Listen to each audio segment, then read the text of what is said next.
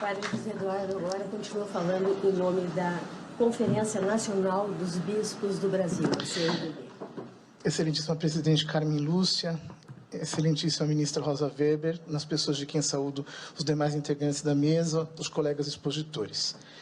Acerca do aborto, a Conferência Nacional dos Bispos do Brasil pronunciou-se de maneira absolutamente inequívoca por diversas ocasiões, reiterando, abre aspas, sua posição em defesa da integralidade, inviolabilidade e dignidade da vida humana desde a sua concepção até a sua morte natural, e condenando assim todas e quaisquer iniciativas que pretendam legalizar o aborto no Brasil. Fecha aspas. Pela limitação do tempo, quero fazer apenas 4 breves colocações. Primeira colocação. Esta audiência não se presta para o fim a que foi convocada. Presta-se apenas para legitimar o ativismo nessa corte. Está se fingindo ouvir as partes, mas, na realidade, o que se está fazendo é legitimar o ativismo que virá em seguida. A prova disso é que os que defendem o reconhecimento do aborto como direito tiveram bem mais do que o dobro do tempo e bem mais do que o dobro de representantes do que os que defendem a posição contrária.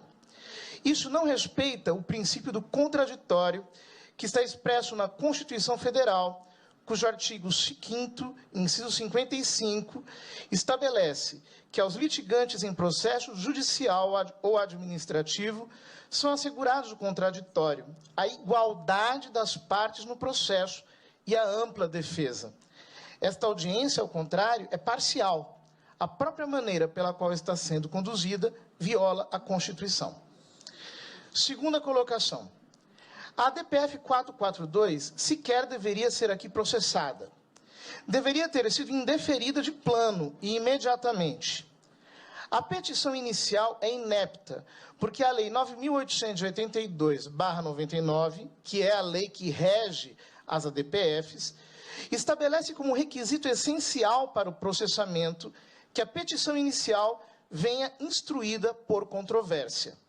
O artigo 1º da mencionada lei estabelece que, abre aspas, caberá arguição de descumprimento de preceito fundamental quando for relevante o fundamento da controvérsia constitucional sobre lei ou ato normativo.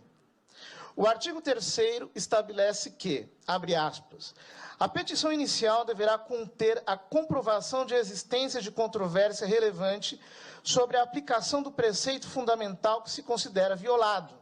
Fecha aspas. Ora, é fato evidente que desde 1988 nunca houve controvérsia alguma sobre a constitucionalidade da norma impugnada. A controvérsia foi artificialmente fabricada no voto do habeas corpus 124.306, redigido pelo ministro Barroso, ex-advogado de organizações que defendem a despenalização do aborto. Até o voto, não havia, em qualquer obra de direito constitucional ou penal, nenhum registro de suspeita de inconstitucionalidade da norma. Terceira colocação. O Supremo Tribunal Federal não pode legislar. E, neste caso, já não estamos nem mais falando em legislar, mas em usurpar o poder constituinte originário. O artigo 5º da Constituição estabelece que a inviolabilidade do direito à vida é cláusula pétrea, e seu parágrafo 2º estabelece que os direitos e garantias expressos na Constituição não excluem outros decorrentes do regime e dos princípios por ela adotados. Ou seja, proíbe qualquer interpretação restritiva dos direitos consignados neste artigo, inclusive o direito à vida. As únicas restrições ao direito à vida são aquelas estabelecidas no próprio direito, no próprio texto da Constituição. Portanto, nem o Congresso poderia diminuir esses direitos, muito menos o Supremo Tribunal Federal. Por esses motivos, tanto esta audiência pública quanto este processo não são legítimos. Quarta colocação.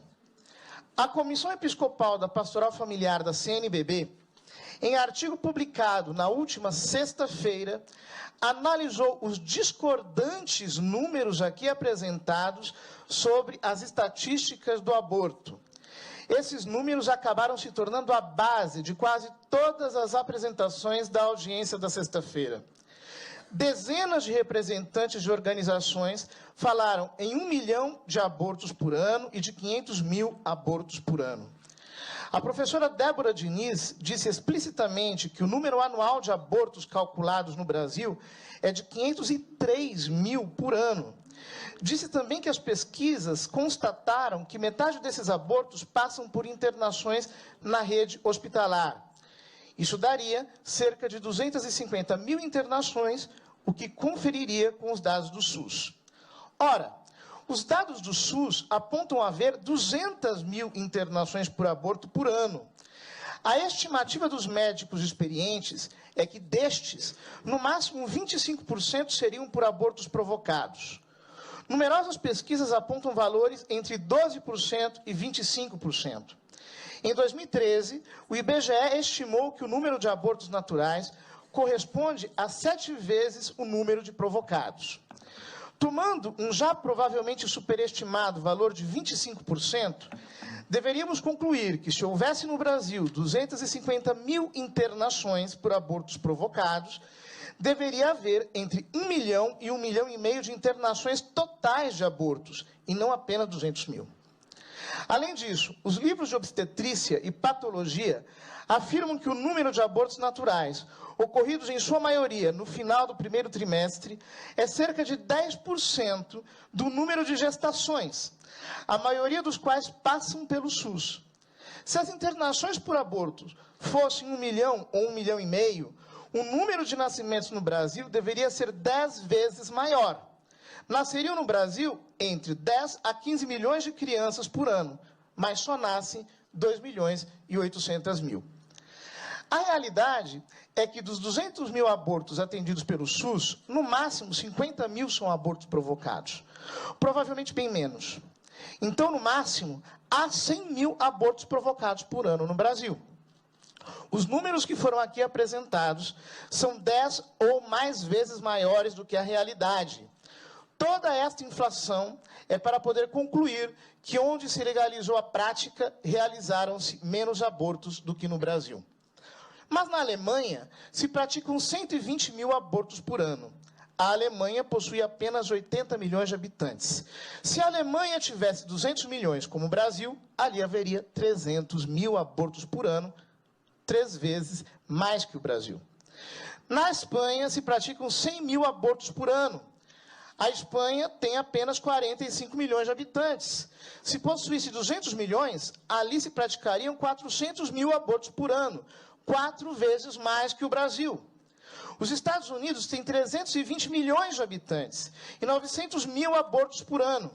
Se tivessem 200 milhões de habitantes, praticariam 600 mil abortos por ano, 6 vezes mais que o Brasil. O Reino Unido tem 60 milhões de habitantes e 200 mil abortos por ano.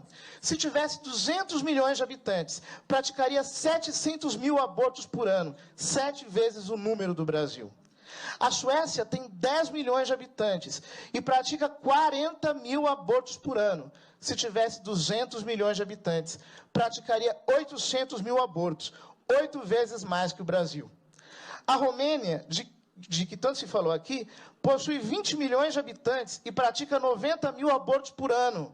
Se tivesse 200 milhões, faria 900 mil abortos por ano, 9 vezes mais que o Brasil. A China, com 1 bilhão e 300 milhões de habitantes e 7 milhões e 400 mil abortos, se tivesse a população do Brasil, faria 1 milhão e 200 mil abortos por ano, mas isto é 12 vezes o número do Brasil. A Rússia possui 140 milhões de habitantes e 1,5 milhão de abortos por ano, isto é, 23 vezes mais do que no Brasil. Em todos estes países, o aborto foi legalizado. Praticam até 3 a 23 vezes mais abortos que o Brasil. Se examinarmos as estatísticas de outros países de que temos dados confiáveis e onde o aborto está legalizado, como a Geórgia, Cazaquistão, Cuba, Estônia, Hungria, Ucrânia, Islândia, Dinamarca, Noruega, Turcomenistão, Nova Zelândia, Coreia do Sul, França, Israel, Grécia, Portugal, Finlândia, África do Sul, Bélgica, Lituânia, Japão, Itália, Taiwan, Suíça, Uzbequistão, Canadá, Austrália, Holanda e outros, obteremos dados em tudo semelhantes. A conclusão é que, exatamente ao contrário do que foi sustentado aqui pelos que estão interessados em promover o aborto, quando se legaliza o aborto, o número de abortos aumenta e não diminui. É no primeiro mundo onde se praticam mais abortos e não no Brasil. Por favor, não mintam para o povo brasileiro. Não subestimem a democracia. Democracia não é somente voto. Os brasileiros estão vendo o que está acontecendo aqui. Sabem o teatro que está sendo armado. E sabem como fazer valer seu papel no regime democrático. Muito obrigado.